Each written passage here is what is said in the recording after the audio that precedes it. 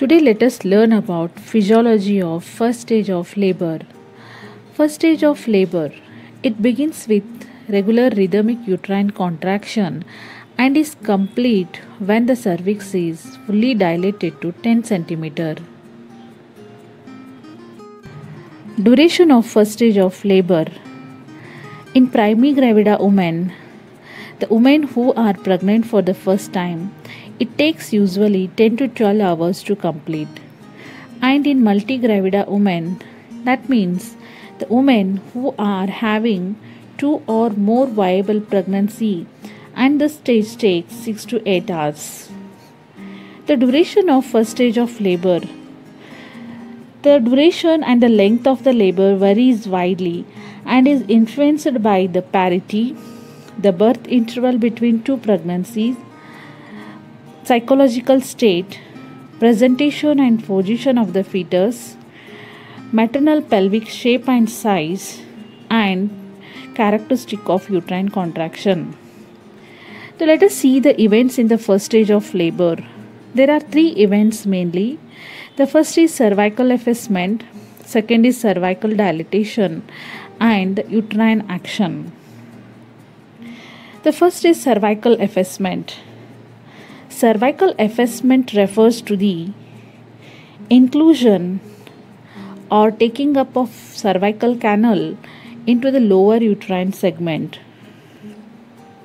Effacement may occur late in pregnancy or in some women may not take place until labor begins. In the nulliparous woman, the cervix will not usually dilate until effacement is complete. Whereas in multiparous women, effacement and dilatation usually occurs simultaneously. Now let us see the second event, cervical dilatation. Cervical dilatation. Dilatation of the cervix is a process of enlargement of the os of uteri large enough to permit the passage of fetus. The dilatation is assessed in centimeter and the full dilatation at term equates to about 10 centimeter.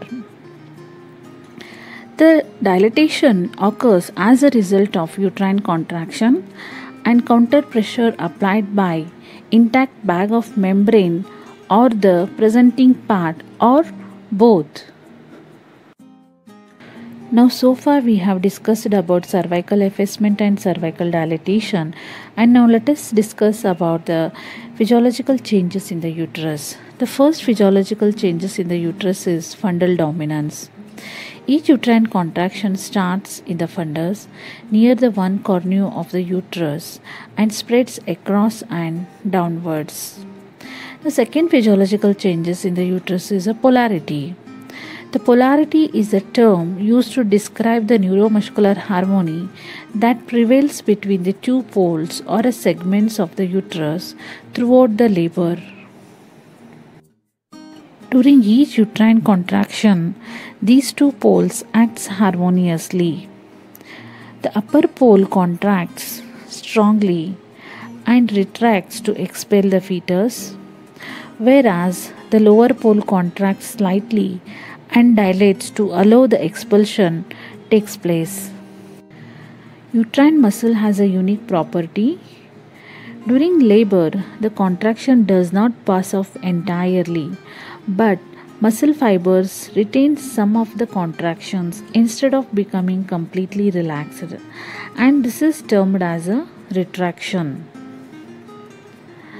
Now next uterine changes is formation of upper and lower uterine segment. By the end of the pregnancy, the body of the uterus is described as having divided into 2 segments. One is the upper uterine segment and lower uterine segment. Upper uterine segment formed from the body of the fundus and is mainly concerned with the contraction and retraction and is thick and muscular. Now lower uterine segment. Lower uterine segment is formed from the isthmus and the cervix, and it is about 8 to 10 cm in length, and it is mainly prepared for the distension and dilatation of the cervix. Retraction ring. The ridge develops between the upper and lower uterine segments is known as a retraction ring. This physiological retraction ring gradually rises as the upper uterine segment contracts and retracts, and the lower uterine segments thin out to accommodate the descending fetus. Now, the last stage is the show.